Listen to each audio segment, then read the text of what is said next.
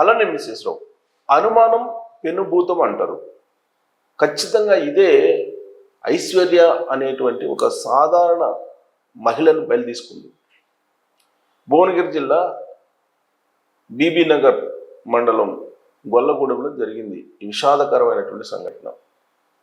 ఆమెకి ఒక 4 సంవత్సరాల క్రితం పెళ్ళయింది ఒక రైల్వే ఎంప్లాయీ తోటి. వాళ్ళకి ఒక అమ్మాయి పుట్టింది ఒక 2 years తర్వాత, ఝాన్సీ అనేటువంటి అమ్మాయి. ఆ అమ్మాయి పుట్టిన తర్వాత ఆ ఇద్దరి మధ్యలో అనుమానం తలెత్తింది. ఇద్దరి మధ్యలో కాదు, ఝాన్సీ పుట్టిన తర్వాత ఐశ్వర్య మీద ఆ రైల్వే ఉద్యోగికి అనుమానం పెరిగిపోయింది.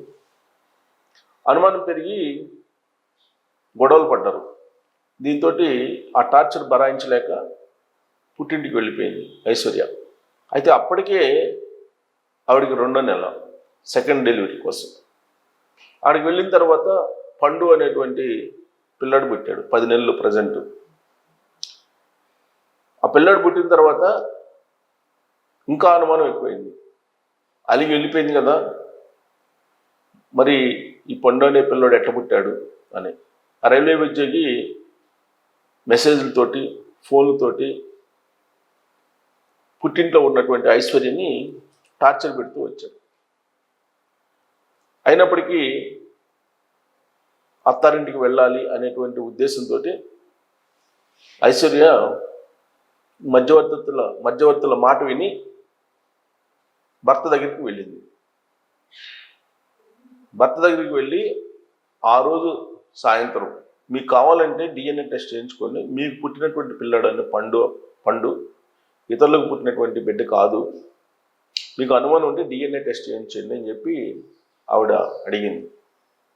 కానీ టార్చర్ మాత్రం ఆగలేదు. దీంతో అతను ఉద్యోగానికి వెళ్ళిపోయిన తర్వాత కూతురు ఝాన్సీని, 2 సంవత్సరాలు ఉంటుంది ఝాన్సీకి, 10 నెలల పిల్లాడు పండుని ఇద్దరిని చంపేసి ఆ తర్వాత ఈవిడ ఫ్యాన్కి ఊరేసుకొని చనిపోయింది. చనిపోయే ముందు ఒక లెటర్ రాస్తుంది. ఆ లెటర్లో తన భర్త టార్చర్ పెడుతూ ఉన్నాడు, ఆ టార్చర్ భరాయించలేకే నేను చనిపోతున్నాను, డాడీ ఇక నేను ఈ టార్చర్ భరాయించలేను, టార్చర్ పెడుతుండు తన భర్త, నన్ను క్షమించండి అని చెప్పి తండ్రి అలాగే తల్లికి లెటర్ రాసి ఆవిడ ఊరేసుకొని ఆత్మహత్య చేసుకున్నారు. దీని అంతటి కారణం భర్త, అలాగే భర్త తల్లి తండ్రి వాళ్ళ కుటుంబీకులు అనేటువంటి విషయాన్ని మెన్షన్ చేస్తూ చనిపోయింది. అంటే అనుమానం ఎంత ప్రమాదమో మనకి ఈ సంఘటన ద్వారా తెలుస్తుంది.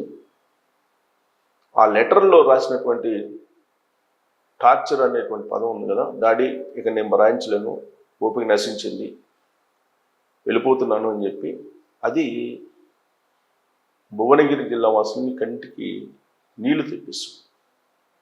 మరి ఇలాంటి పరిస్థితి కారణం ఏంటి? సమాజమా, సమాజంలో ఉన్నటువంటి మానవుల, లేదంటే పురుషాధిక్యమా, లేదంటే అర్థం చేసుకోలేనటువంటి పరిస్థితులు కారణంగానైనా? ఏ కారణమై ఉంటుంది దీని వెనుక అనే దాని మీద మీరు ట్రోల్ చేయొచ్చు. Thank you.